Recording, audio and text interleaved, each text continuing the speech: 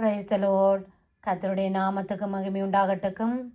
மத்தேயு எழுதின சுவிசேஷம் 7வது அதிகாரம் 21வது வசனத்திலிருந்து அங்கு நாங்கள் 27வது வசனம் வரைக்கும் நாங்கள் வாசிப்போம் என்று சொன்னால், பரலோகத்தில் இருக்கிற என் பிதாவின் சித்தத்தின்படி செய்கிறவனே பரலோக ராஜ்யத்தில் பிரவேசிப்பானே அல்லாமல் என்னை நோக்கி கர்த்தாவே கர்த்தாவே என்று சொல்லுகிறவன் அதில் பிரவேசிப்பதில்லை.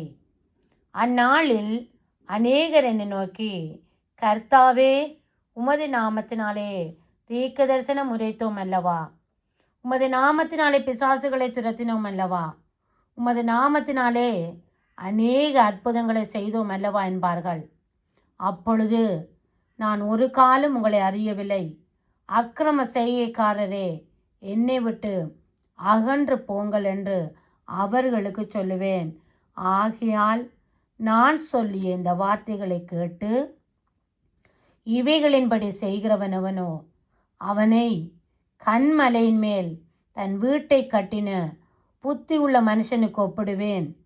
பெருமழை சொரிந்து பெருவெள்ளம் வந்து காற்று அடித்து அந்த வீட்டின் மேல் மோதியும் அது விழவில்லை.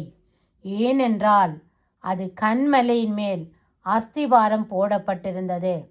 நான் சொல்லிய இந்த வார்த்தைகளை கேட்டு இவைகளின்படி செய்யாதிருக்கிறவனவனோ அவன் தன் வீட்டை மணலின் மேல் கட்டின புத்தி இல்லாத மனுஷனுக்கு ஒப்பிடப்படுவான்.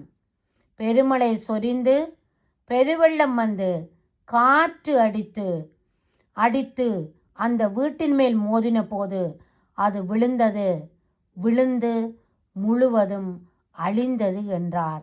ஆமேன். எனக்கு பிரியமான சகோதர சகோதரிகளே, தேவனுடைய சித்தம் செய்யாதவர்கள் பரலோகத்தில் பிரவேசிக்க மாட்டார்கள் என்று வேதத்தில் நன்கு எழுதப்பட்டிருக்கிறது. ஆமீன். உங்களுக்கு தேவனுடைய சித்தத்தை அறிய உங்களுக்கு தெரியவில்லை என்று சொன்னால் நீங்கள் அவரிடத்தில் ஜெபியுங்கள். தகப்பனே, உங்களுடைய சித்தம் என்னுடைய வாழ்க்கையில் என்ன? பிதாவினுடைய சித்தத்தை நீங்கள் செய்தது போல நாங்களும் உங்களுடைய சித்தத்தை செய்ய வேண்டும் என்று சொல்லி நீங்கள் ஜெபியுங்கள். தேவ சித்தத்தை வேதத்தில் நீங்கள் வாசிக்கும் பொழுது தேவனுடைய சித்தத்தை நீங்கள் அறிந்து கொள்ளுவீர்கள். ஆமீன். கர்த்தர் தம்முடைய சித்தத்தை வேதத்தில் நீங்கள் 7வது அதிகாரத்தை முழுவதுமாய் வாசித்து பாருங்கள். தேவனுடைய சித்தம் என்ன என்பதை நீங்கள் அறிந்து கொள்ளுவீர்கள். கர்த்தர் உங்களை ஆசீர்வதிப்பார். God bless you.